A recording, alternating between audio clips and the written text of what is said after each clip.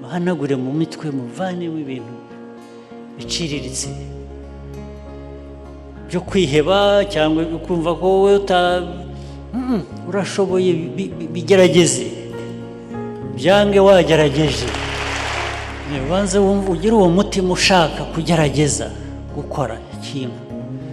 Kikunanire, byinshi bizananirana, ariko cya kintu cy'ubururu nibikinanira kimwe n'ikinanirana kandi ugerageza ikindi, ugerageza ikindi, uzagira icyo ushobora. Mu byo twubaka, mu byo twiyubakamo, naho bitangirira. No mu mashuri mugiyemo, ujyamo ufite ibyo bitekerezo byo kuvuga ngo ngiye mu ishuri, ngiye gushaka ubumenyi, ibintu byose birashoboka, sibyo?